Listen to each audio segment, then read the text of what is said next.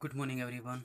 You are welcome back once again on MDN Education. Today, in this video, as you know, that we have discussed the fourth chapter, A Truly Beautiful Mind for ninth class, and we have discussed five para of this chapter, and now we are going to discuss the sixth.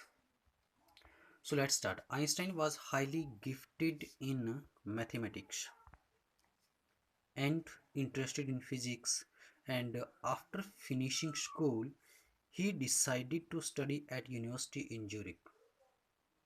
तो इससे पहले जो हमने chapter पढ़ा है उसमें Einstein के बारे में, उसका जन्म कब हुआ था और उसकी जो इंटरेस्टिंग फील्ड थी वो क्या थी, और वो किस स्कूल को लाइक करता था, किस प्रकार का एनवायरनमेंट उसे पसंद था और किस प्रकार उसको प्रॉब्लम थी, क्या क्या प्रॉब्लम थी, ये हमने डिस्कस किया था।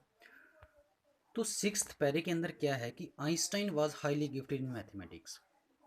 आइंस्टाइन मैथमेटिक्स में बड़ा इंटेलिजेंट था। हाईली गिफ्टेड मीन्स इंटेलिजेंट था, वो टैलेंटेड था। मतलब ये कहीं कि मैथ्स में वो बहुत ज़्यादा होशियार था। एंड इंटरेस्टेड इन फिजिक्स, और फिजिक्स में उसकी रुचि थी। And after finishing school he decided to study at a university in Zurich.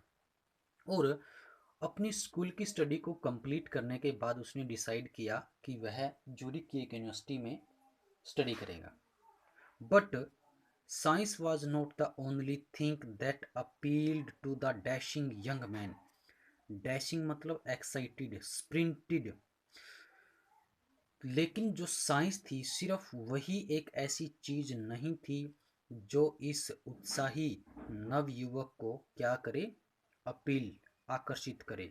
With a walrus मुस्टास भी, सिर्फ साइंस ही एक ऐसी चीज नहीं थी जो कि उस उत्साही यंग मैन, जिसकी मूछें दरियाई घोड़े की जैसी, मतलब बहुत बड़ी बड़ी मूछें थी, ऐसे व्यक्ति, ऐसी पर्सनैलिटी को आकर्षित करे, फैसिनेटेड करे।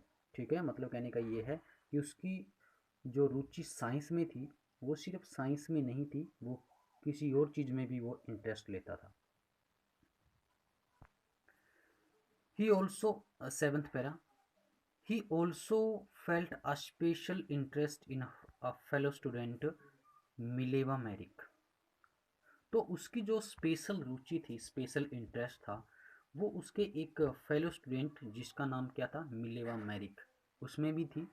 And whom he found to be a clever creature, और जिसको उसने बहुत ही चालाक प्राणी के रूप में पाया, देखा। मतलब वो मिलेवा मैरिक को बहुत ही क्लेवर क्रिएचर मानता था। ठीक है। And this young Serb had come to Switzerland because the university in Zurich was one of the few in Europe where women could get degrees.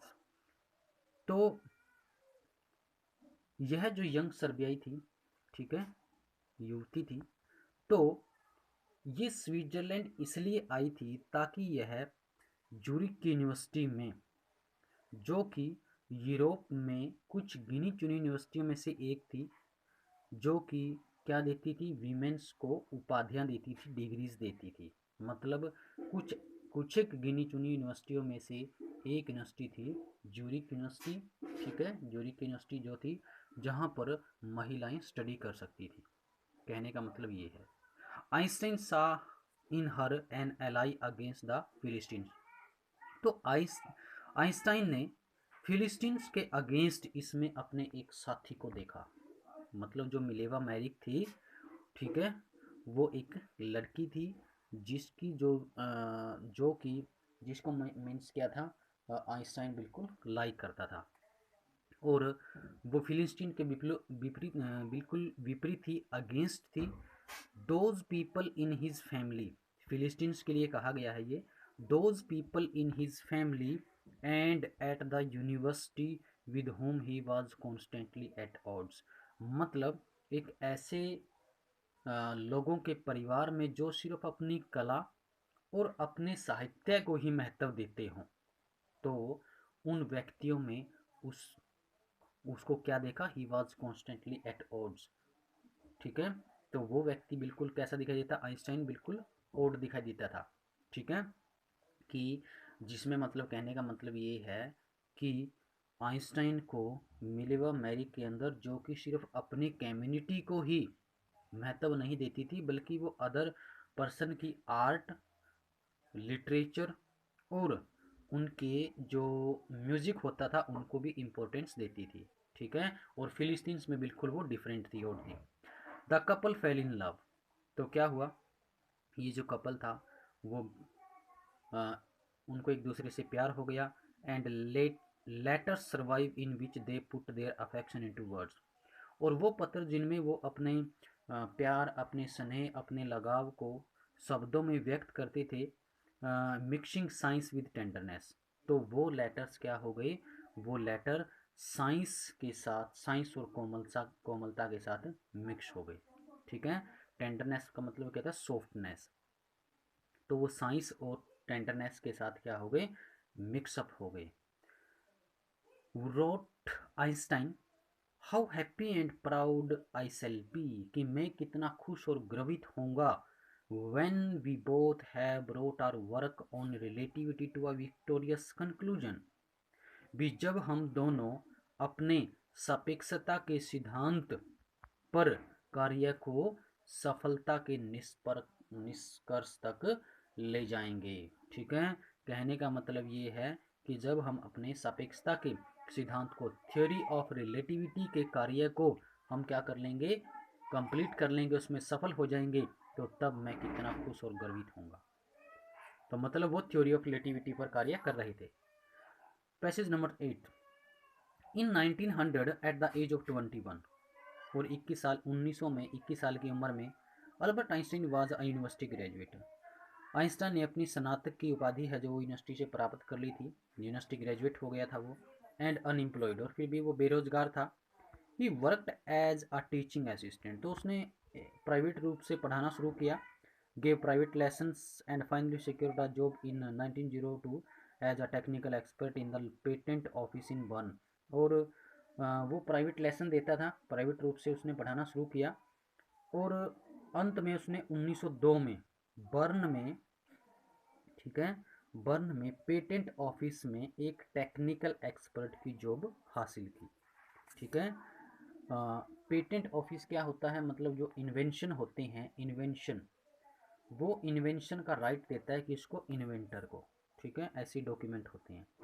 while he was supposed to be assessing other people's invention, उस समय उसकी जो job थी वो क्या थी, वो दूसरे लोगों के द्वारा किए गए इन्वेंशंस को असेस करनी थी, उनका मूल्यांकन करना था। Einstein was actually developing his own ideas in secret, और वास्तव में यदि कहें तो आइंस्टाइन गुप्त रूप से अपने विचारों को विकसित कर रहे थे। He is said to have jokingly called his desk drawer at work the Bureau of Theoretical Physics। तो उन्होंने क्या कहा, उन्होंने अपने जो उनका जो डेस्क था, डेस्क के अंदर जो ड्रॉर लगा हुआ था, दराज था, उसको मजाक में वो कहते थे क्या, ब्यूरो ऑफ थियोरेटिकल फिजिक्स। ठीक है, सैद्धांतिक भौतिकी का क्या केंद्र है, ये ब्यूरो है। ठीक है, para number 9, one of the famous papers of 1905 was Einstein special theory of relativity. और 1905 में जब आइंस्टाइन का विशेष सापेक्षता के सिद्धांत पर जो फेमस पेपर था, ठीक है, one of the famous papers, ये 1905 में स्पेशल थ्योरी के ऊपर, स्पेशल थ्योरी ऑफ रिलेटिविटी के ऊपर जो उन्होंने लेटर लिखा था, तो वो लेटर, वो पेपर फेमस पेपर्स में से एक था। According to which time and distance are not absolute, जिसके अनुसार टाइम और डिस्टेंस को मापा नहीं जा सकता था। Indeed two perfectly Indeed, two perfectly accurate clocks will not continue to show the same time, जिसके अनुसार वास्तव में जो दो बिल्कुल सही घड़ियां हैं, will not continue to show the same time, वो बिल्कुल भी सेम टाइम नहीं शो करेंगी। If they came together again after a journey, यदि वो एक कंप्लीट जर्नी करने के बाद क्या आए, इकट्ठी हो जाएं, मतलब यदि वो एक साथ उनको चलाया जाए, ठीक है, आफ्टर जर्नी के बाद उनको एक साथ चलाया जाए, एंड और उनमें से क्या हो, if one of them has been giving very fast relative to the other, यदि उनमें से एक है जो वो दूसरी की अपेक्षा अधिक तेज गति से चल रही हो तो फिर वो क्या दिखाएंगी, वो एक जैसा समय नहीं दिखाएंगी। From this followed the world's most famous formula which describes the relationship between mass and energy। तो उनके इस विचार से संसार का सबसे फेमस फार्मूला निकला और वो फार्मूला क्या था, the relationship between mass and energy, mass और एनर्जी के बीच में relationship, E is equal to M C square. ठीक है, यहाँ पर मैथमेटिकली देखें तो E किसके लिए स्टैंड करता है, एनर्जी के लिए। ठीक है, M for mass and C for the speed of the light in vacuum about 3 lakh kilometre पर सेकेंड। ठीक है, तो बाकी जो सेक्शन है उसका हम वो एक और पढ़ लेते हैं। यहाँ पर क्या है, when you sit with a nice girl, तो यहाँ पर थ्योरी ऑफ रिलेटिविटी क्या है, देखो, when you sit with a nice girl for 2 hours, यदि आप 2 घंटे तक एक अच्छी सुंदर लड़की के साथ बैठे हो, and it seems like 2 minutes, तो ये 2 मिनट्स के जैसा लगता है, 2 मिनट्स के जैसा लगता है। When you sit on a hot stove for 2 minutes, और यदि आप 2 मिनट के लिए गर्म चूल्हे पर बैठ जाएं, इट सीम्स लाइक 2 आवर्स, तो यह 2 घंटे के जैसा लगता है। दैट्स रिलेटिविटी, तो यही तो क्या था, सापेक्षता है। अल्बर्ट आइंस्टाइन ने ऐसा कहा था। बाकी हम नेक्स्ट वीडियो के अंदर डिस्कस करेंगे। टिल देन इसके अब हम जो एनसीईआरटी सॉल्यूशन है वो डिस्कस करते हैं। Look, who had these opinions about Einstein? He was boring, he was stupid, and would never succeed in life, and he was a freak।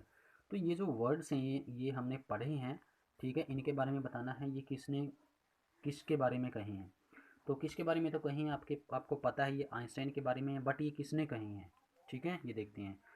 Einstein playmates thought that he was brother boring, तो जैसा कि हमने पढ़ा था कि उसके जो playmates थे तो उसको ब्रदर बोरिंग कहते थे क्योंकि वो बोलता नहीं था। ठीक है, नेक्स्ट आता है Einstein head master that he was stupid head, Einstein head master, तो आइंस्टाइन के हेड मास्टर ने सोचा था that he was stupid and would never succeed at anything in life। ठीक है, नेक्स्ट आता है Einstein's mother said that he was a freak, तो ही वाज अ फ्रीक मतलब वो एबनॉर्मल था, फ्रीक मतलब एबनॉर्मल, तो ऐसा किसने कहा था, आइंस्टाइन की मम्मी ने।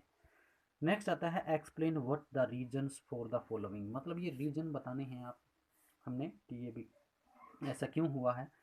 फर्स्ट क्या है, फर्स्ट लाइन है Einstein leaving the school in Munich for good, मतलब आइंस्टाइन ने हमेशा के लिए म्यूनिक में स्कूल को क्या कर दिया था, छोड़ दिया था। ऐसा क्यों था, because he hate the discipline in Munich. ठीक है, क्योंकि म्यूनिक में वो रेजिमेंटेशन जो था उसको वो बिल्कुल डिसलाइक करता था। Einstein left the school in Munich for good because he hated the schools discipline, क्योंकि वो स्कूल के डिसिप्लिन को बिल्कुल, उसके रेजिमेंटेशन को, वहाँ के एनवायरनमेंट को, स्ट्रिक्ट डिसिप्लिन को, ठीक है, क्या करता था, नफरत करता था।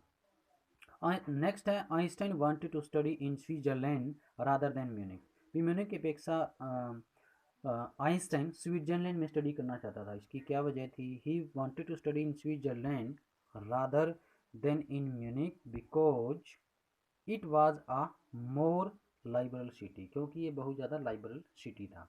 और लाइबरल का मतलब क्या होता है, लाइबरल का मतलब होता है अंडरस्टैंड द अदर्स ओपिनियंस, ठीक है, दूसरों के विचारों को समझना। ठीक है, स्वतंत्र फ्री एजुकेशन जिसे हम कहते हैं, फ्री एनवायरनमेंट में, एटमॉस्फेयर के अंदर एजुकेशन को लाइबरल कहते हैं। नेक्स्ट आता है Einstein seeing N ally in Mileva, अभी अभी पढ़ के आए हैं हम। तो मिलेवा के रूप में उसने अपना एक साथी देखा, मिलेवा मैरिक, जो कहाँ से आई थी, स्विट्जरलैंड से आई थी, और वो कम्युनिटी के अकॉर्डिंग कैसी थी, वो सर्बियाई थी, सर्ब थी वो। Einstein found an ally in Mileva because she liked him, क्योंकि वो उसको पसंद करती थी, या डिसअप्रूव्ड ऑफ द फिलिस्टीन्स, और वो फिलिस्टीन्स को क्या करती थी, नफरत करती थी। As the people who did not like art literature and music, क्यों, क्योंकि वो ऐसे लोग थे, फिलिस्तीन ऐसे लोग थे जो आर्ट लिटरेचर और म्यूजिक को लाइक नहीं करते थे, बल्कि जो मिलेवा मैरिक थी वो म्यूजिक, आर्ट और लिटरेचर को लाइक करती थी। नेक्स्ट है what do this tell you about Einstein, तो ये आपको आइंस्टाइन के बारे में क्या बताते हैं, this tell that he loved freedom, तो जितने पढ़ के आए हैं हम कि उसने स्कूल को छोड़ दिया था, वो फ्री एनवायरनमेंट को लाइक करता था। ठीक है, तो ऐसा क्यों था, क्योंकि वो फ्रीडम को लव करता था। स्वतंत्रता से उसे प्यार था, and he was a liberal and cultural person. ठीक है, तो ये थे आज का जो डिस्कशन है। Till then have a good day.